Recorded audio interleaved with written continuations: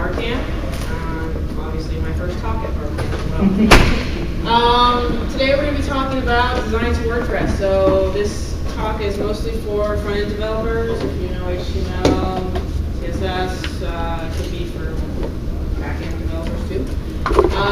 My information, there you go, find me on Twitter. Alright, so you'll need, first of all, design. In this example, I'm going to be using my personal portfolio. All my resources are going to be at the bottom of the slide, so you can check that out. So if you have design, you made it yourself, or maybe you're getting design from an agency that you're going to build out in HTML. With that, you'll need HTML and CSS knowledge, assuming you guys know at least a little bit how to build some sort of page. WordPress install, obviously, this is a WordPress talk, so you'll need to go to wordpress.org, download the software, install it on your server. Some servers, the hosts have the one-click installs, so you just boop, and install it. And general WordPress know-how, assuming that you guys know how to make a post and a page inside the back end, you know how to edit your content on WYSIWYG, so that's kind of what you need to follow along. So on my site, say you have a design. This is my design. You have a layered PSD. You're going to mark it up in HTML. You already know what's going to be going on. You have your header. Okay, you're going to build your header, your content, all your little boxes and your images. You have it in your head. All right, this is how I'm going to build it out. So you're going to build out the page as you would normally. All right, you got your, like I said, your header, and then your navigation, your content, and all that. It's built in HTML as you would any other static page. So you're going to determine in your design where your static areas are going to be, where your dynamic areas, and your content areas. So your static areas are mostly going to be your header and footer files, because generally those don't change. You got your navigation, your scripts and your footer files, etc. What's changing? That's normally for like maybe a blog you have on your website. Your posts, every time you make a post, it's going to be changing, populating. You have dynamic tag clouds or some sort of category list. That's going to be changing as you make more content. And then what's going to be editable content? Say you're making the site for a client. If the client's going to be editing the site, which areas are going to be editable by them? So in my example, we have the header at the top, highlighted in, I guess, red. And then at the bottom, on my particular site, that's actually all content in my home page. It's all built out, just regular HTML inside my home page in the back end. This is my blog page on my index.php. I have a list of my recent blog posts, which are just excerpts. And then on the left-hand side, I just have a simple sidebar with, categories and a tag cloud. Those on the left and on the right, those are my dynamic areas that are going to be changing. I don't ever touch this. So let's do this. This is where people get confused. Like, oh my gosh, how do I put this into WordPress now? What do I do? Well, you have theme files. And theme files, the ones in asterisks, you have to have those. I mean, I guess you don't really have to have a footer in the header, but it's recommended. You have a style, you want to make it look pretty. You have your index, that's basically going to be your home page of your blog. And then you have your header to put in your style, your link to your style sheet and whatever you have in there. And then your footer to put in your necessary footer files for your scripts, if you have them, what have you. All the other ones, generally, you will see these in themes, default themes. Most of them have them. So what happens if you don't have one of these files? Well, we have something called the WordPress template hierarchy. Now, in the hierarchy, if you don't have one of those files, they always go to the index file. So if you don't have a category file, it's going to go straight and look for the index. Now, if you have a page file, and you have a specific page for a specific ID, or whatever, if you made a post and its ID is 6, it's going to be page-6. And that page is going to look like exactly how you want it, however you coded it. If you don't have that, it's going to look for page. But if you don't have page, it's just going to go straight to index. If you don't have index, you're screwed. You don't have it. So that's kind of the template hierarchy. I guess a live example would be, say you're on a blog and you're looking around and you're looking at, dogs and cats, and you want to see the category cats. You click cats, and this particular theme developer wanted to look different than the index page. So they might have made all the categories, each post that they're listing down, they might have just had excerpts instead of just full-out blog posts that you scroll. So that's the hierarchy. A lot of people don't pay attention to this. To get a better visual, go here. There's a nice little graph that you guys can look at. So again, as a visual example, this is what I was talking about. This is my index PHP on my site. My site just has all the blog posts. Your excerpts has the title, tags, where the category is.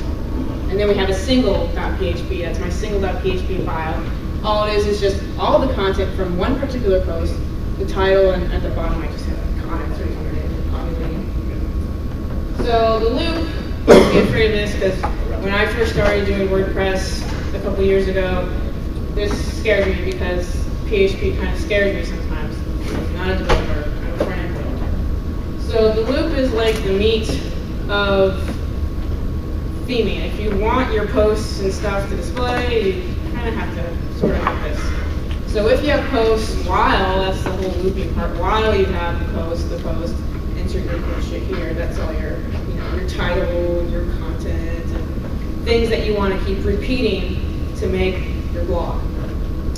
And while else, sorry, nothing's here, and the if statement. So you need this, and where you're going to put your post content, meaning your title, where you posted in the category, who wrote it, things like that, that's all going to go in your bullshit here place. Now, how do you do that dynamically? Well, we have something called template tags, and these tags make my life so much easier. And new ones seem to always come out, thank you, Mark, all the time. So basically, template tags are predefined function calls to the WordPress core to output data like post titles and your content and an excerpt. You have post tags, post categories, the date of the post, so on and so forth, that you want to put in your particular theme.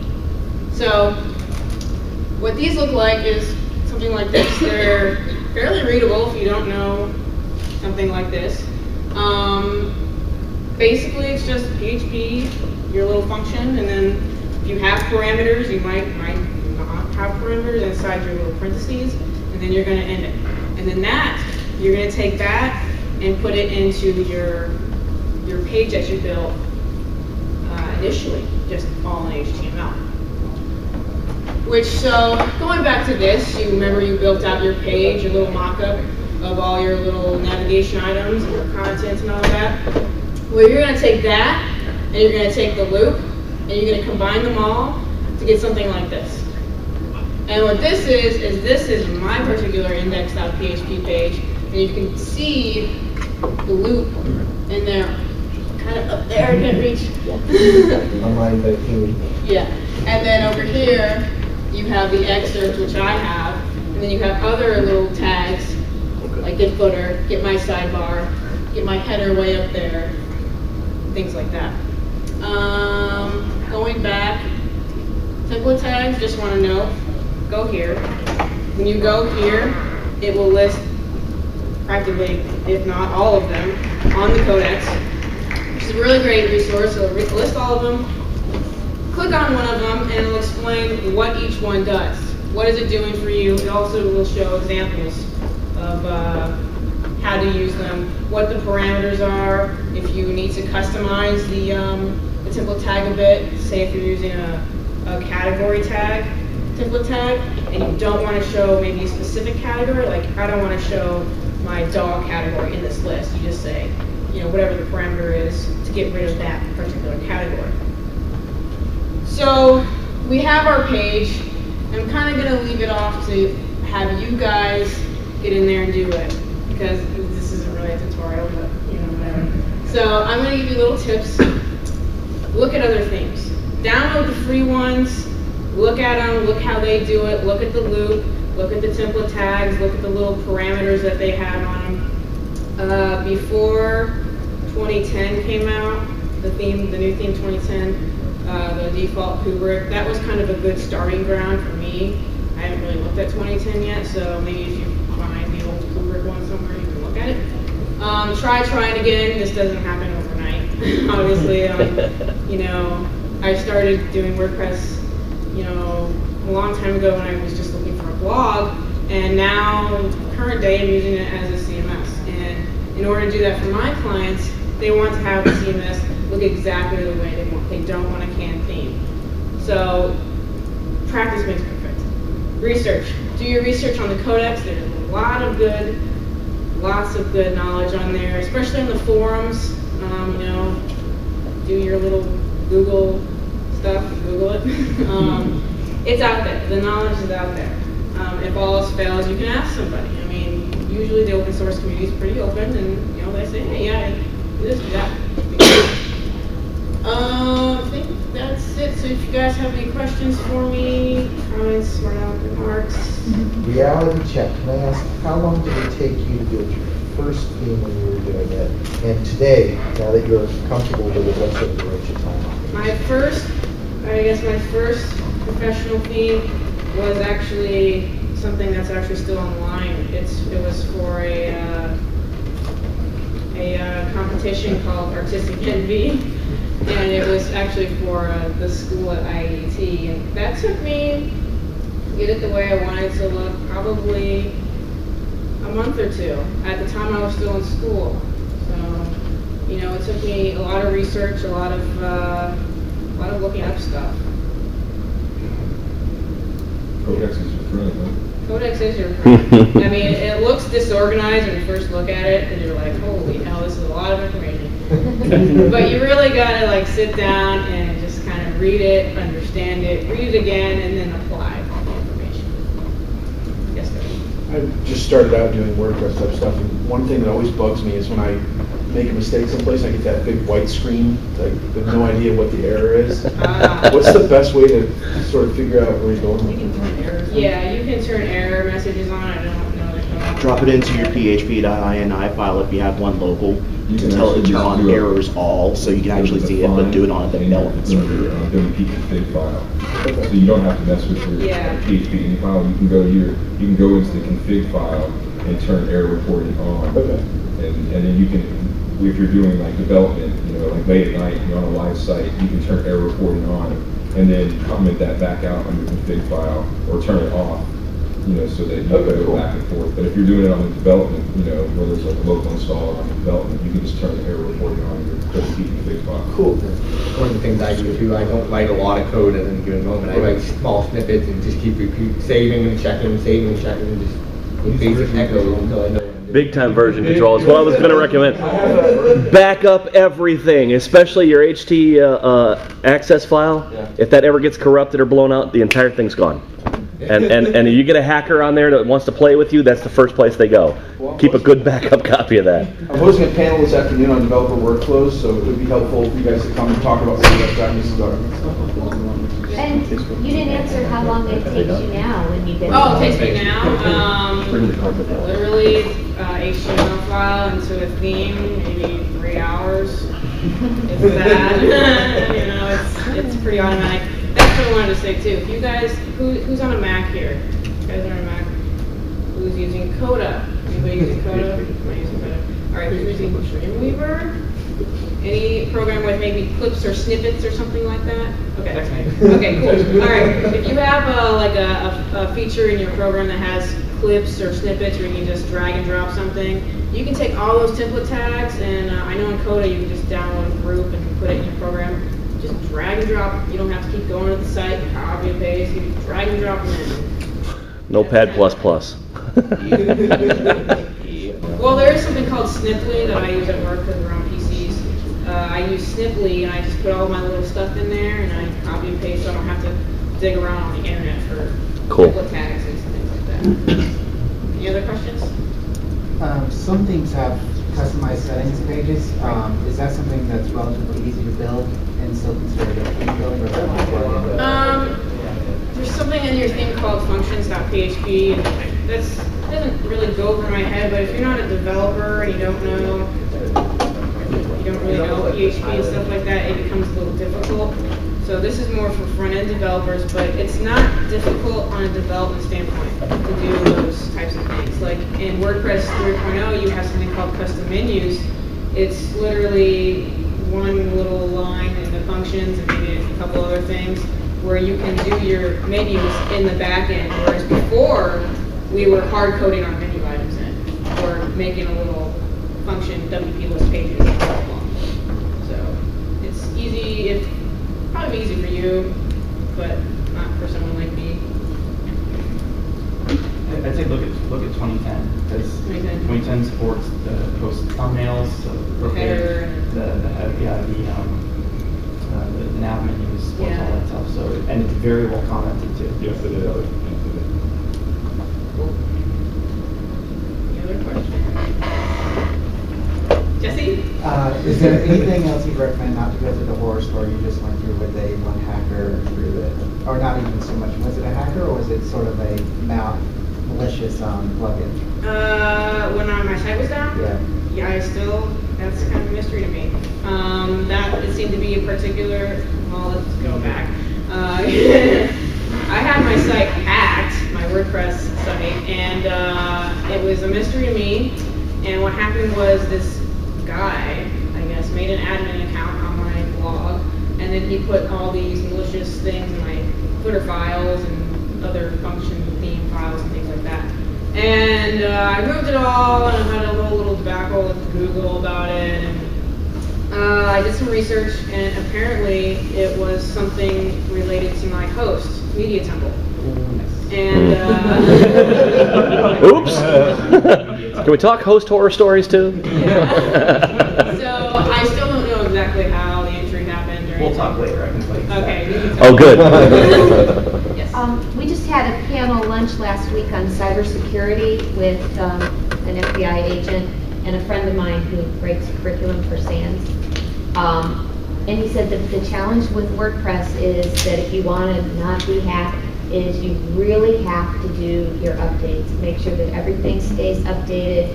Otherwise, you're asking for problems. Exactly. That's why I like the Password control policies too. Changing that admin password to your own, multiple users. I have hundreds of users on one multi-user site, and it's hard to keep track of everybody. One guest password will wreak havoc on your system. That's all it takes. Good password control policy. And do a little research on the plugins you're installing. Oh yeah. And uninstall plugins you're not using. Amen. That's one of the big problems is, you're not using it, but you've left it there. Right. And now it's a year old, and it's totally unsupported and exploitable, and often exploited. Yes, sir. And when you're installing WordPress, one of the most common reasons used for the admin panel is tagging. So I think you should use a different one. Yeah, the new one lets you choose one now, so you can make your own. Whereas before, it was kind of like you had to go in your database and change it. And anybody who's local, there's a great WordPress resource here. His name is Andrew Norcross, who literally is one of the on top of every WordPress expert out there. And usually you can just tweet him and he'll send you a fix or help you fix any exploits that you need. That's kind of what he does all day, every day. He monitors Twitter for any WordPress activity, responds to people and helps them. He's in St. Pete. He's just super, super helpful. If he can't help you on Twitter, he'll charge you, but he's cheap. Any other comments? You want to throw it there? No? All right, just another tidbit. Oh, you had a question? Actually, I had a bit of a comment. Sure. One of the common things I see new WordPress users do is when they upload their files, they like to leave them world writable. That's stupid. I can't emphasize it any stronger. Stop that. Because that's how you get yourself in. Oh, let's see. I'm going to set this as 777. Oh, I feel like messing around with your files. Yeah, don't do it. Permission files are huge, so make sure you CH1 them correct. That's what got you. Are they? That's what got you. Okay. Any other questions? Well, since you're talking about CH modding, it might be good just to, anybody got any advice on like the upload files directory and things, how strict should things be there? Should it be? Clamp it down as tight as you can get it while still making it usable. That's the best rule. Yeah. Yeah, make it, break it, and then up it until it works.